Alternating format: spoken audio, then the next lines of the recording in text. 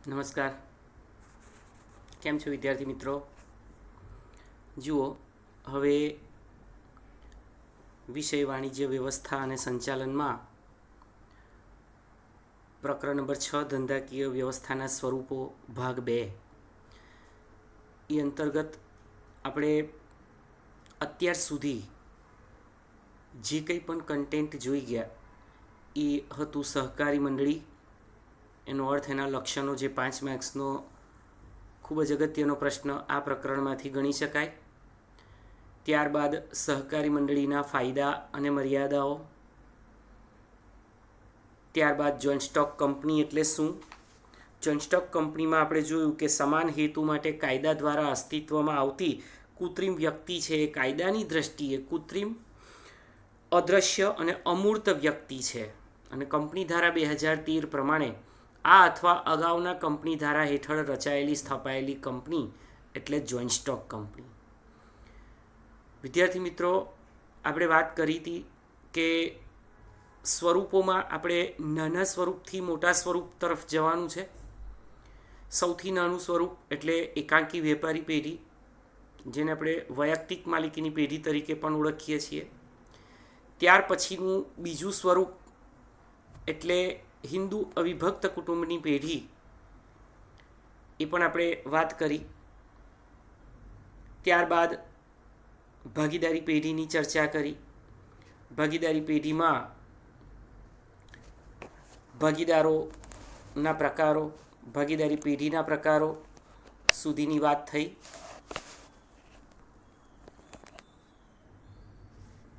ત્યારબાદ પ્રકરણ નંબર 6માં સહકારી મંડળી કે સહકારી મંડળીની અંદર એવી ધંધાકીય વ્યવસ્થાનું સ્વરૂપ કે જેમાં વ્યક્તિઓ પોતાના આર્થિક હિતના સંવર્ધન માટે સમાનતાના ધોરણે અને સ્વૈચ્છિક રીતે જોડાય છે, એ સહકારી મંડળી છે. તો સહકારી મંડળીની વ્યાખ્યા અને લક્ષણો, મેં ફરીથી કહું છું કે ખૂબ જ અગત્યનો પ્રશ્ન છે, આ એ કરી દેવાનો છે આપણે. જોઈન્ટ સ્ટોક કંપનીની લાક્ષણિકતાઓની વાત થઈ, જેમાં કાયદેસરનું વ્યક્તિત્વ, કાયમી અસ્તિત્વ, મૂડીનું નાના નાના હિસ્સામાં વિભાજન, શેરની સરળ ફેરબદલી, સામાન્ય મહોર, સંચાલન, સભ્યનો દરજ્જો, સભ્ય સંખ્યા. સભ્ય સંખ્યામાં આપણે જોયું કે ભાઈ ખાનગી કંપની હોય તો ઓછામાં ઓછા 2 અને વધુમાં વધુ 200, તેમજ જાહેર કંપની હોય તો ઓછામાં ઓછા 7 અને વધુમાં વધુ અનિયંત્રિત સભ્ય સંખ્યા. સભ્યોની જવાબદારી, મૂળભૂત અધિકારો, શેરદીઠ મતાધિકાર. વિદ્યાર્થી મિત્રો, કુલ 11 લાક્ષણિકતાઓ હતી. આપણે વિસ્પષ્ટ વાત થઈ છે કે ઓછામાં ઓછી 8 લાક્ષણિકતાઓ આપણને આવડવી જોઈએ, જેથી કરી 5 માર્ક્સના પ્રશ્નમાં 1 માર્ક્સની કંપનીની વ્યાખ્યા અને 4 માર્ક્સના 8 લક્ષણો, પ્રત્યેક સાચા મુદ્દાની સાચી સમજૂતીનો અડધો ગુણ હોય છે. આ બોર્ડની જોગવાઈ છે અને બોર્ડની જોગવાઈ પ્રમાણે આટલા ગુણ મેળવવા માટે આપણે ઓછામાં ઓછા 8 મુદ્દા તો કરવા જ પડે. હવે આ લક્ષણોની ચર્ચા થઈ, એના પછી જોઈન્ટ સ્ટોક કંપનીની જ્યારે વાત કરીએ ત્યારે એક 5 માર્ક્સનો પ્રશ્ન તમારા સ્વાધ્યાયમાં 5માનો ત્રીજો પ્રશ્ન છે. કંપનીના ફાયદા અને મર્યાદાઓ સ્પષ્ટ કરો. વિદ્યાર્થી મિત્રો, જ્યારે આવી રીતે ફાયદા અને મર્યાદા ભેગા પૂછાય તો આપણે ઓછામાં ઓછા 5 ફાયદા અને 5 મર્યાદાઓ એ તૈયાર કરવી પડે. પણ આપણે એની સાથે સાથે બીજું એક કામ એવું કરીએ કે 6 ફાયદા અને 6 મર્યાદા તૈયાર કરીએ તો પરીક્ષક માની લો કે ફક્ત ફાયદા, લાભ, ઉપયોગિતા, હેતુ કરીને એકલી ટૂંકનોંધ સ્વરૂપે પૂછે તો આપણે મિનિમમ 6 મુદ્દા સમજાવી શકીએ. કારણ કે 3 માર્ક્સના પ્રશ્ન ડી વિભાગમાં 6 મુદ્દા અપેક્ષિત છે અને 5 માર્ક્સનો પ્રશ્ન હોય એમાં જો વ્યાખ્યા સિવાય આવી રીતે ખાલી ફાયદા મર્યાદા હોય તો 10 મુદ્દા, એમાં 5 ફાયદા અને 5 મર્યાદાઓ. તો આપણે ખાસ કાળજી રાખીશું કે 6 ફાયદાનું લિસ્ટ અને 6 મર્યાદાઓનું લિસ્ટ, મુદ્દા આપણને આવડવા જોઈએ. દરેક મુદ્દાની અંદર સમજૂતીમાં આપણે શું લખવાનું છે એની પણ ખાસ કાળજી રાખીશું, જેથી કરી કન્ટેન્ટની આપણે બિલકુલ નજીક રહીએ. વિદ્યાર્થી મિત્રો, મુદ્દા સાચા હોય અને કન્ટેન્ટ આપણું જો વિષયાનુબંધ ન હોય તો પણ માર્ક્સ કપાવવાની પૂરેપૂરી શક્યતાઓ રહેલી છે, એટલે આ બાબતની ખાસ નોંધ લેજો. તો શરૂઆત કરીએ છીએ કંપનીના ફાયદા. તમારા સ્વાધ્યાયમાં 5મા પ્રશ્નનો ત્રીજો પ્રશ્ન, 5 માર્ક્સનો. આજના સેશનમાં આપણે ફાયદા અને મર્યાદાની ચર્ચા કરીએ છીએ. ફાયદા, લાભ, ઉપયોગિતા, હેતુઓ. પહેલો ફાયદો, વિશાળ મૂડી ભંડોળ. કંપનીની મૂડીને નાના નાના હિસ્સામાં વેચી છે. હવે નાનો હિસ્સો એટલે શેર, અને કંપની સ્વરૂપમાં મતાધિકાર શેર દીઠ છે, એટલે લોકોને શેર ખરીદવાનું વધારે આકર્ષણ રહે છે. પરિણામે કંપની વિશાળ પાયા પર મૂડી એકઠી કરી શકે છે. વિદ્યાર્થી મિત્રો, વર્તમાન સમયમાં લગભગ હું તમને 15મી 16મી સપ્ટેમ્બરની જ વાત કરી રહ્યો છું, 2020. આજકાલમાં જ 2 કંપનીઓ એ શેર બહાર પાડ્યા હતા, IPO જેને કહેવાય, ઇનિશિયલ પબ્લિક ઓફર. એક હતી હેપીએસ્ટ માઇન્ડ ટેકનોલોજી અને બીજી હતી રૂટ મોબાઈલ. બંને કંપનીઓમાં કંપનીએ જે શેર બહાર પાડ્યા એની કરતાં શેર મેળવવા માટેની અરજી જે છે એ હેપીએસ્ટ માઇન્ડમાં 150 ગણી ભરાઈ હતી. વિચાર કરો તમે. એનો અર્થ એ થયો કે 150 એ એક જણને લાગે એવું થાય. બીજી બાજુ રૂટ મોબાઈલની વાત કરું તો એમાં પણ 80 ગણી, એટલે કે માની લો કે એમને ફક્ત 100 શેર વેચવા હોય પણ 80 ગણું ભરણું આવે, એટલે એટલા શેરની અરજીઓ આવે. કારણ કે શેર બજારમાં જે લિસ્ટિંગ થાય, જો એ પ્રીમિયમથી લિસ્ટિંગ થાય તો સારી એવી કમાણી શેરમાં રોકાણ કરનારાઓને થતી હોય છે. એટલે કંપની વિશાળ મૂડી એકઠી કરી શકે છે. જુઓ, પાછલા બધા સ્વરૂપોની સરખામણીમાં જોઈન્ટ સ્ટોક કંપનીમાં કંપની વિશાળ મૂડી એકત્ર કરી શકે છે. બીજો ફાયદો, શેરની સરળ ફેરબદલી. વિદ્યાર્થી મિત્રો, આપણે લાક્ષણિકતાઓમાં પણ ભણી ગયા સેશનમાં. માન્ય શેર બજારમાં શેરની લેવેચ સરળતાથી થઈ શકતી હોવાથી કંપનીનો સભ્ય ઈચ્છે ત્યારે શેર વેચીને નાણાં મેળવી શકે છે અને જરૂરિયાત પ્રમાણે શેર ખરીદી પણ શકે છે. હા, આ ખાસ યાદ રાખજો કે ખાનગી કંપનીના શેરની ફેરબદલી પર નિયંત્રણ હોય છે. આપણે તફાવતમાં આ મુદ્દો જોઈશું જ, પણ જાહેર કંપનીના શેરની ફેરબદલી બિલકુલ સરળતાથી થઈ શકે છે. Very easily we can transfer our share one to another person. એટલે ખાનગી કંપનીના શેરની ફેરબદલી ઉપર નિયંત્રણ હોય છે. ત્રીજું છે સભ્યોની મર્યાદિત જવાબદારી. શેરથી મર્યાદિત જવાબદારીવાળી કંપનીના સભ્યોની જવાબદારી તેમને ખરીદેલા શેરની મૂળ કિંમત પૂરતી જ મર્યાદિત હોય છે. આ પણ આપણે વાત કરી હતી લક્ષણોમાં. જ્યારે વૈયક્તિક માલિકી અને ભાગીદારી પેઢીમાં કેવું હોય છે? અમર્યાદિત જવાબદારી. એટલે પેઢીની મિલકતો કરતાં દેવું વધી જાય તો પેઢીના માલિકોએ પોતાની અંગત મિલકતો વેચીને પણ દેવું ભરપાઈ કરવું પડે. જ્યારે આમાં એવું નથી. કંપની ફડચામાં જાય કે કંપનીનું વિસર્જન થાય તેવા સંજોગોમાં શેર હોલ્ડરોએ તેમને શેરની મૂળ કિંમત કરતાં વધારે નાણાં ચૂકવવાના રહેતા નથી. એટલે શેરની જે કિંમતે તમે શેર ખરીદ્યો હોય, તમારી જવાબદારી બસ એ શેરની રકમ જેટલી જ હોય છે. કંપનીની મિલકતો કરતાં દેવું વધી જાય તો તમારે તમારી અંગત મિલકતો વેચવાની જરૂર હોતી નથી. ચોથું, અલગ વ્યક્તિત્વ અને લાંબુ આયુષ્ય. કાયદા દ્વારા કંપનીને તેના સભ્યોથી અલગ વ્યક્તિત્વ અને અસ્તિત્વ મળે છે. એટલે કંપની લાંબુ આયુષ્ય ભોગવે છે. યાદ રાખજો, જેવી નોંધણી થાય, સભ્યોથી કંપનીને અલગ કાયદેસરનું અસ્તિત્વ પ્રાપ્ત થાય છે. હવે માની લો કે કોઈ સભ્ય મૃત્યુ પામે, નાદારી જાહેર કરે કે અસ્થિર મગજનો થાય, એટલે કે ગાંડો થાય, તો પણ શેરની ફેરબદલી સભ્યો કરે તો કંપનીના અસ્તિત્વને કોઈ અસર થતી નથી. એનો સીધો અર્થ એ થયો કે મિત્રો પાછલા બધા સ્વરૂપો કરતાં આનું આયુષ્ય લાંબુ છે. આનું એટલે કંપનીનું. પાંચમું, વિશાળ કદના લાભ.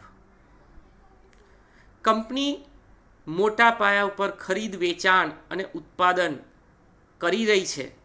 વિશાળ મૂડી ભંડોળ, આધુનિક યંત્રો, જુદા જુદા નિષ્ણાતો જેવા કે બજારીય નિષ્ણાત, નાણાકીય નિષ્ણાત, ઉત્પાદનનો નિષ્ણાત, ટેકનોલોજીનો નિષ્ણાત, આ બધા નિષ્ણાતોની સેવા અને રિસર્ચ, સંશોધન, એને કારણે ઓછા ખર્ચે મોટા પાયા પરના ઉત્પાદનના લાભ મેળવે છે.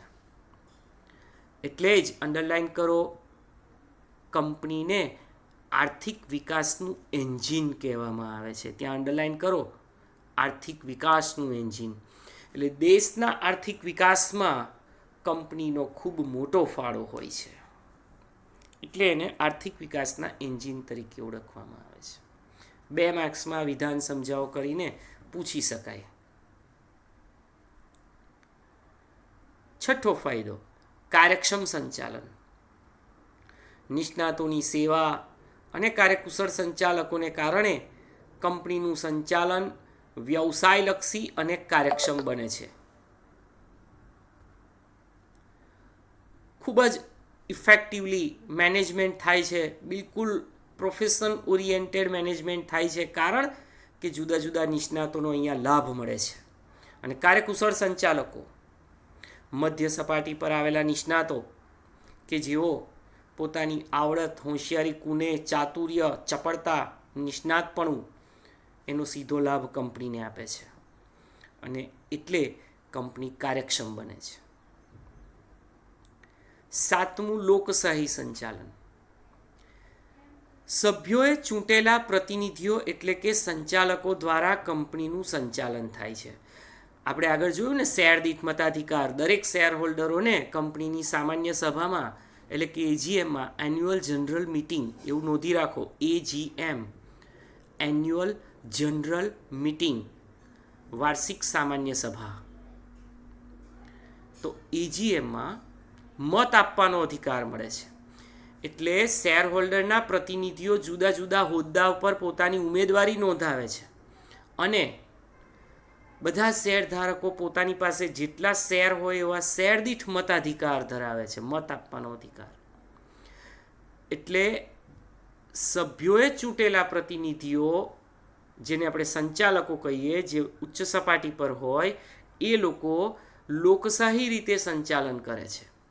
અને કોઈ પણ મહત્ત્વના નિર્ણયો સભ્યોની સામાન્ય સભામાં બહુમતીથી લેવાય છે. બહુમતીથી નિર્ણયો લેવાય. વાર્ષિક સામાન્ય સભા, એજીએમ, એન્યુઅલ જનરલ મીટિંગની અંદર ડિસ્કશન થાય અને ડિસ્કશનને અંતે યોગ્ય નિર્ણય ત્યાં લેવાતો હોય છે. આઠમો અને છેલ્લો ફાયદો, સમાજ અને રાષ્ટ્રને લાભ. જાહેર જનતા તેમની બચતોનું કંપનીના શેર, ડિબેન્ચર કે જાહેર થાપણો જેવી જામીનગીરીઓમાં રોકાણ કરે છે. એટલે પહેલી વાત તો એ કે બચતને પ્રોત્સાહન મળે છે. વિદ્યાર્થી મિત્રો, આ 8મા મુદ્દાની બાજુમાં 1 માર્ક્સ લખી રાખો. પ્રશ્ન પૂછાય છે, કંપનીથી સમાજ અને રાષ્ટ્રને શું લાભ થાય? તો એના જવાબમાં લખવાનું. રોકાણ ઉપર તેઓને ડિવિડન્ડ અને વ્યાજ મળે. દાખલા તરીકે આપણે કોઈ કંપનીના શેર ખરીદીએ તો દર વર્ષે નફામાંથી ડિવિડન્ડ મળે. આપણે કોઈ કંપનીમાં ડિબેન્ચર કે જાહેર થાપણ ખરીદીએ તો એના પર વ્યાજ મળે. એટલે ડિવિડન્ડ અને વ્યાજની આવક મળે. આ ખાસ યાદ રાખજો, શેરની સામે ડિવિડન્ડ હોય અને ઉછીની મૂડી એટલે કે ડિબેન્ચર કે જાહેર થાપણોની સામે વ્યાજ હોય. મોટા પાયા પર ઉત્પાદનનો લાભ સમાજના લોકોને મળે છે. આ બધા ફાયદા છે. રોજગારીની તકો વધે, કંપની એની નવી શાખા ઊભી કરે, ઉત્પાદનનું કાર્યક્ષેત્ર વધારે, માંગની અપેક્ષાએ ઉત્પાદન કરે, વિશાળ પાયા પર મૂડીરોકાણ કરે તો રોજગારીની તકો વધે. કેટલીક કંપનીઓ નફાનો અમુક ભાગ કલા, બગીચા, શાળા કોલેજો, રમતગમતના મેદાન વગેરે માટે ખર્ચે છે. જો આપણે અહીંયા બરોડામાં રિલાયન્સનું મેદાન પણ છે, ક્રિકેટનું, રિલાયન્સની સ્કૂલો છે. કર્મચારીઓને પણ સ્વેચ્છાએ ઘણી બધી સુવિધાઓ પૂરી પાડે. કઈ કઈ સુવિધાઓ? ટ્રાન્સપોર્ટેશનની સેવા આપે. જુઓ આપણે અહીંયા વાઘોડિયા રોડ પરથી રોજ પારુલ યુનિવર્સિટી અને એપોલો ટાયર્સની બસો પોતાના કર્મચારીઓને મૂકવા અને લેવા માટે આવે છે. તો કર્મચારીઓને ટ્રાન્સપોર્ટેશન આપે, રેસિડેન્સ એટલે કે રહેઠાણની સુવિધા આપે, મેડિકલ આપે, ચાઇલ્ડ એજ્યુકેશન માટે ફંડ આપે. કંપનીઓ કરવેરા આપે. કોને? સરકારને. કરોડો રૂપિયાનું tax, GST, goods and service tax એ સરકારશ્રીને આપે. અને આ રકમ સરકાર જે કરવેરા દ્વારા મેળવે છે એ રકમ કંપની સ્વરૂપ દેશના વિકાસ માટે ખર્ચો કરે છે. એટલે આ થયો રાષ્ટ્રને લાભ. વિદ્યાર્થી મિત્રો, અહીંયા આપણે ભાગ પાડીશું. સમાજને લાભ એટલે સમાજના લોકોને રોજગારીની તકો, મોટા પાયા પર ઉત્પાદન, રમતગમતનું મેદાન, કર્મચારીઓને સુવિધા, આ સમાજ. તો રાષ્ટ્ર માટે કરવેરા ચૂકવે, કરવેરાને આધારે કરોડો રૂપિયા સરકારને મળે, એ સરકાર એ રકમ દેશના વિકાસ પાછળ ખર્ચે. આ રાષ્ટ્રને લાભ. તો આપણે અહીંયા બેઉ જુદા જુદા યાદ રાખીશું આ મુદ્દામાં.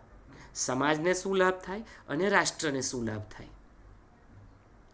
તો આ હતા કંપનીના ફાયદા. હું મુદ્દા રિપીટ કરું છું. પહેલું, વિશાળ મૂડી ભંડોળ.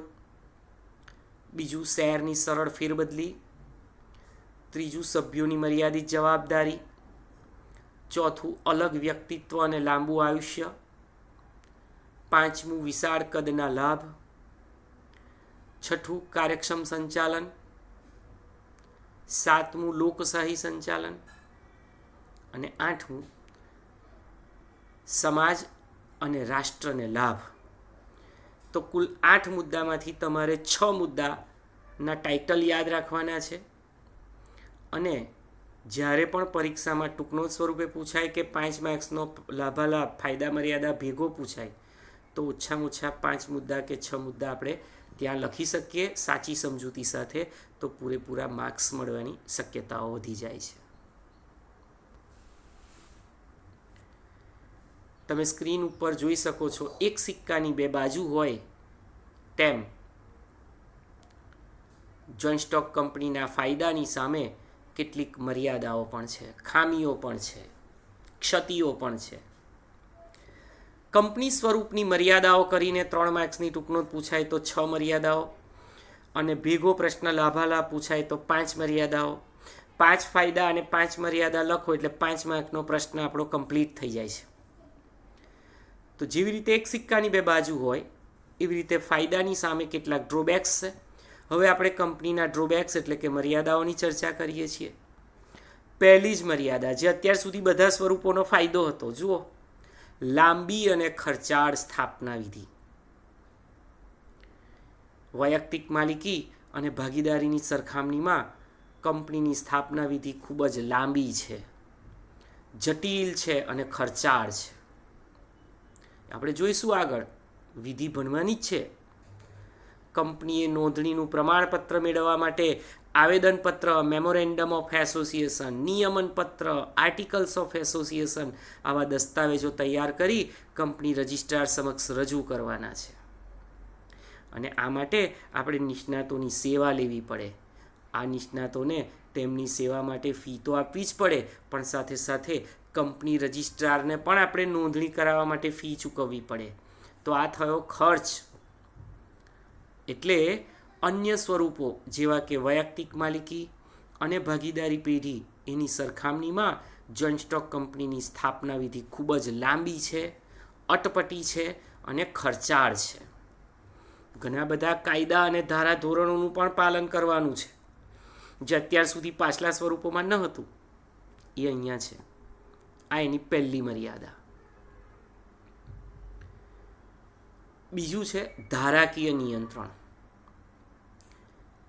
કંપની કાયદા દ્વારા અસ્તિત્વમાં આવે છે. કંપનીએ તેની હયાતી દરમિયાન કાયદાની જોગવાઈઓનું પાલન કરવું જ પડશે. એટલે કે ચોક્કસ સમયના પત્રકો, રિપોર્ટ્સ, અહેવાલો, બરાબર છે, ઓડિટિંગ કરાયા હોય તો તે હિસાબો, આ બધું કંપની રજિસ્ટ્રારને આપણે મોકલવું પડે. અને સેબીની જોગવાઈઓનું પણ પાલન કરવું પડે. વિદ્યાર્થી મિત્રો, સેબી નીચે અંડરલાઇન કરો. બી વિભાગ 1 માર્કનો પ્રશ્ન પૂછાય છે. સંક્ષિપ્ત રૂપનું પૂર્ણ સ્વરૂપ આપો. એમાં SEBI, સેબી. સેબી એટલે securities and exchange board of India. હવે છે ને વિદ્યાર્થી મિત્રો, યાદ રાખજો, ધોરણ 11 અને 12 વાણિજ્ય વ્યવસ્થામાં આવા સંક્ષિપ્ત રૂપના પૂર્ણ સ્વરૂપો બી વિભાગમાં પૂછાય છે, બોર્ડમાં પણ અને આપણી સ્કૂલ લેવલે પણ, 11મા ધોરણમાં પણ. તો આ શબ્દો ખાસ યાદ રાખજો. જનરલ નોલેજ માટે પણ જરૂરી છે અને પરીક્ષા માટે પણ જરૂરી છે. તો અહીંયા સેબીનું આખું નામ securities and exchange board of India, SEBI અંગ્રેજીમાં જ પૂરું નામ લખવાનું છે. એટલે ત્યાં અંડરલાઇન કરી 1 માર્ક્સ લખી દો. ત્રીજું, વહીવટી ખર્ચમાં વધારો. હમણાં જ આપણે પહેલા મુદ્દામાં જોયું, નિષ્ણાતોને ઊંચી ફી આપવી પડે. વિશિષ્ટ અધિકારીઓ જે મધ્ય સપાટી પર આવેલા છે એમને આકર્ષક પગાર આપવા પડે. ભાઈ, એમના પેકેજ હોય, વર્ષે 12 લાખ, 18 લાખ, 24 લાખ એવા પેકેજ હોય. પછી રિસર્ચ, સંશોધનો પાછળ ખર્ચ કરવો પડે. એના માટે આપણે R&D વિભાગ ઊભો કરીએ છીએ, રિસર્ચ એન્ડ ડેવલપમેન્ટ. તો એ પણ ખર્ચ લાગે. તો આ રીતે વૈયક્તિક માલિકીની સરખામણીમાં જોઈન્ટ સ્ટોક કંપની ખર્ચાળ સાબિત થાય છે વહીવટી દ્રષ્ટિએ. આ એની મર્યાદા. ચોથી મર્યાદા, આપખુદશાહી વહીવટ. સભ્યોને કાયદા દ્વારા ઘણા બધા હકો આપવામાં આવેલા છે, છતાં પણ તેઓ માત્ર નામની જ સત્તા ભોગવે. અને વળી પાછું આગળ આપણે જોઈ ગયા, અહીં કંપનીમાં તો શેર દીઠ મતાધિકાર છે, એટલે જેટલા શેર એટલા મત. એટલે કેટલીક વ્યક્તિઓ જૂથ બનાવી દે અને આખા સંચાલન પર કાબૂ મેળવી લે. જેની પાસે કરોડો રૂપિયા હોય એ લોકો મોટા પાયા પર શેર ખરીદી અને સંચાલન પર પરોક્ષ રીતે કાબૂ મેળવી લે અને પોતાની જ ઈચ્છાનો અમલ કરાવડાવે. સાથે સાથે કંપનીના નાના, કંપનીની મિલકતો અને કંપનીની ખાનગી માહિતીનો પોતાના અંગત હિત માટે અને સ્વાર્થ માટે ઉપયોગ કરે. ઓટોક્રેસી, આપખુદશાહી જોવા મળે. તમે જુઓ, આવી મર્યાદાઓ વૈયક્તિક અને ભાગીદારીમાં નથી. 5મી મર્યાદા, રહસ્યની જાળવણીમાં મુશ્કેલી. કંપનીએ તેના વાર્ષિક હિસાબો ફરજિયાત ઓડિટ કરાવવા પડે. સભ્યોને તથા કંપની રજિસ્ટ્રારને આ ઓડિટ કરીને રજિસ્ટ્રાર સુધી મોકલવા પડે. કાયદા અનુસાર બીજી કેટલીક બાબતો પણ ધ્યાનમાં લેવી પડે, જેમ કે ડિબેન્ચર પરત, બોનસ શેર, આ બધી બાબતો પ્રસિદ્ધ કરવી જ પડે. અને એટલે જ અહીં આ સ્વરૂપમાં રહસ્ય જળવાતું નથી. જ્યારે આપણે આગળ જોઈ ગયા વૈયક્તિક માલિકી અને HUF, એમાં રહસ્ય જળવાય છે. ભાગીદારી પેઢીમાં પણ કંઈક અંશે જળવાય છે, પણ અહીંયા રહસ્યની જાળવણીમાં મુશ્કેલી ઊભી થાય છે. 6ઠી મર્યાદા, નીતિ વિષયક નિર્ણયોમાં વિલંબ. નીતિ વિષયક નિર્ણયો લેવામાં સભ્યોની આપણે સંમતિ લેવી પડે. આ માટે સભ્યોની સભા બોલાવો. સભા બોલાવતા પહેલાં આપણે દરેક સભ્યોને નિશ્ચિત દિવસ પહેલાં નોટિસ આપવી પડે, પછી ઠરાવ પસાર કરવો પડે. આ બધામાં સમય જાય છે ભાઈ. એટલે જે નિર્ણય લેવાનો હોય એમાં ખૂબ વિલંબ થાય, કારણ કે નિર્ણય સભામાં બહુમતી હોય તો જ લઈ શકાય. દાખલા તરીકે ડિવિડન્ડ આપવું છે કે નથી આપવું, વ્યાપ વધારવો છે, વિસ્તાર એક્સપાન્ડ કરવો છે કે નથી કરવો, કર્મચારીઓ સંતોષ માટે કોઈ પગલાં, ફ્રિન્જ બેનિફિટ્સ આપવા હોય તો એ માટે મિટિંગ કરવી પડે. એના માટે એજન્ડા કરવો પડે મિટિંગનો, પ્રોક્સીની તૈયારી કરવી પડે, મિનટ્સ તૈયાર કરવી પડે. આ બધા પગલાં લેવા પડે જે સેક્રેટરી દ્વારા લેવાય. તો નીતિ વિષયક નિર્ણયોમાં ખૂબ જ વિલંબ થાય છે. 7મું છે ઓછી પરિવર્તનશીલતા. વૈયક્તિક માલિકી અને ભાગીદારી કરતાં કંપની સ્વરૂપમાં પરિવર્તનશીલતાનું તત્વ ખૂબ ઓછું છે. અહીંયા ફ્લેક્સિબિલિટી નથી, કારણ કે તમારે ફેરફાર કરવા હોય તો સામાન્ય સભામાં એનો ઠરાવ પસાર કરવો પડે. કેટલાક સંજોગોમાં તો આપણે કેન્દ્ર સરકાર અને અદાલત એની પરવાનગી પણ મેળવવી પડે. જ્યારે તમે જુઓ વૈયક્તિક માલિકી અને ભાગીદારી પેઢીમાં આટલી બધી જડતા નથી. Easily you can make any type of changes in your firm. પણ અહીંયા અદાલત તેમજ સરકારની પરમિશન લેવી પડે, રજિસ્ટ્રારની પરમિશન લેવી પડે. ઇવન તમે મૂડીમાં વધારો કરવા માંગો છો તો પણ, ઇવન કંપનીના નામમાં પરિવર્તન કરવા માંગો છો તો પણ તમારે પ્રોસિજર ફોલો કરવી પડે, પરમિશન લેવી પડે રજિસ્ટ્રારની, અને આવેદનપત્રની નામની કલમમાં ફેરફાર કરવો પડે તો જ તમે એમાં પરિવર્તન કરી શકો. એટલે 7મી મર્યાદા એની ઓછી પરિવર્તનશીલતા. 8મી મર્યાદા સટ્ટાખોરીને ઉત્તેજન. સંચાલકો કંપનીની ખાનગી માહિતીથી વાકેફગાર હોય છે, એટલે માહિતગાર હોય છે. એટલે શેર બજારમાં એ લોકો કૃત્રિમ ફેરફારો સર્જે અને સટ્ટાખોરીને ઉત્તેજન આપે. સ્પેક્યુલેશન, સટ્ટો. શેરોમાં થતી સટ્ટાખોરી નાના રોકાણકારોના આર્થિક હિતને નુકસાન પહોંચાડે. હું સમજાવું તમને. કંપનીમાં શેરના કૃત્રિમ રીતે ભાવ નીચા લઈ જાય એટલે કંપની સાથે સંકળાયેલા લોકો એ શેર મોટા ભાગે ખરીદી લે એટલે સામાન્ય નાના રોકાણકારો બિચારા એવું વિચારે કે હજી ભાવ ગગડે એ પહેલાં આપણે વેચીને આપણે નીકળી જઈએ, એટલે એ લોકો વેચે અને પેલા લોકો ખરીદે, અને પછી ખરેખર કંપનીના શેરનો ભાવ ઊંચો જાય ત્યારે એના સંચાલકો કે કંપની સાથે સંકળાયેલા લોકો શેર બજારમાં વેચી દે અને મૂડી લાભ કમાઈ લે. તો આવું કરવાને કારણે સટ્ટાખોરીને ઉત્તેજન મળે છે અને સાથે સાથે નાના રોકાણકારોનું આર્થિક હિત જોખમાય છે. એ ન થવું જોઈએ, એ પણ અહીંયા થાય છે. 9મી અને છેલ્લી મર્યાદા સમાજને ગેરફાયદા. કેટલીક વખતે કામદારો હડતાળ પાડે, માલિકો તાળાબંધી કરે, લોકઆઉટ જેને કહેવાય, કારખાનામાં લોક મારી દે, તો એનો ભોગ સમાજે બનવું પડે. બીજું, અહીં માનવી કરતાં મૂડીને વધુ મહત્ત્વ આપવામાં આવે છે. યાદ રાખો, આપણે પાછલા એક સ્વરૂપમાં એવું ભણી ગયા, મૂડી કરતાં માનવીને વધારે મહત્ત્વ. કયું સ્વરૂપ? સહકારી મંડળી. અહીંયા માનવી કરતાં મૂડીનું મહત્ત્વ વધારે હોવાથી ઇજારાશાહીના દૂષણો પ્રવેશે છે. મોનોપોલી જેવું આવી જાય, કંપનીનું એક હથ્થું શાસન થઈ જાય, બજારમાં પણ અને કંપનીમાં પણ. એટલે એનાથી કંપની સાથે સંકળાયેલા કેટલાક પક્ષકારો જે છે એ બધાને હિત જોખમાય અને એમનું શોષણ થાય, જેવા કે એમના કર્મચારીઓનું શોષણ, ગ્રાહકોનું શોષણ, સમાજનું શોષણ. સમાજમાં આવક અને સંપત્તિની અસમાન વહેંચણી થાય. એટલે વિદ્યાર્થી મિત્રો, અહીં ગરીબ વધારે ને વધારે ગરીબ બનતો જાય અને ધનિકો વધુ ને વધુ રૂપિયાને ખેંચે એ પદ્ધતિથી વધુ ને વધુ ધનિક બનતા જાય. આપણે જોઈએ છે મોટી મોટી કંપનીના કેટલાક માલિકો, વિપ્રોના અજીમ પ્રેમજી, રિલાયન્સના મુકેશ અંબાણી, ટાટામાં રતન ટાટા,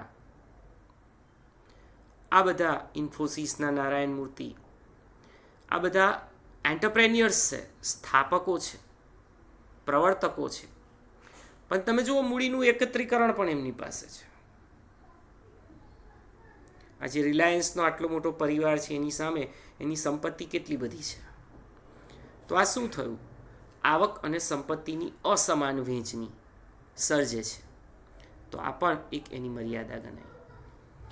તો વિદ્યાર્થી મિત્રો, આ સાથે જ 9 મર્યાદા હું રિપીટ કરું છું. લાંબી અને ખર્ચાળ સ્થાપના વિધિ. બીજું, ધારાકીય નિયંત્રણ. ત્રીજું, વહીવટી ખર્ચમાં વધારો. ચોથું, આપખુદશાહી વહીવટ. પાંચમું, રહસ્યની જાળવણીમાં મુશ્કેલી. છઠ્ઠું, નીતિ વિષયક નિર્ણયોમાં વિલંબ. સાતમું, ઓછી પરિવર્તનશીલતા. આઠમું, સટ્ટાખોરીને ઉત્તેજન. અને નવમું, સમાજને ગેરફાયદા. મેં કહ્યું એમ આમાંથી પણ તમે ઓછામાં ઓછા 6 મુદ્દા તૈયાર કરજો. તમને યોગ્ય લાગે એવા પહેલાં ટીક જ કરી લેવાના અને એ 6 મુદ્દા તૈયાર કરી 6 મુદ્દામાં શું કન્ટેન્ટ આવે 1-2 વાર વાંચી જવાનું. અને પરીક્ષામાં જો 5 માર્ક્સનો પ્રશ્ન ફાયદા મર્યાદાનો પૂછાય તો 5 ફાયદા અને 5 મર્યાદા આપણે લખવાની. તો આજનું તમારું હોમવર્ક જે છે એ કંપનીના ફાયદા મર્યાદા, તમારા 6થા ચેપ્ટરના સ્વાધ્યાયના 5મા પ્રશ્નનો આ ત્રીજો પ્રશ્ન છે. કંપનીના ફાયદા અને મર્યાદા સ્પષ્ટ કરો તો તમારે આ હોમવર્ક પણ લખી લેવાનું છે. હવે આગળના સેશનમાં આપણે કંપનીના પ્રકારો અને અન્ય કન્ટેન્ટ જોઈશું. Thank you.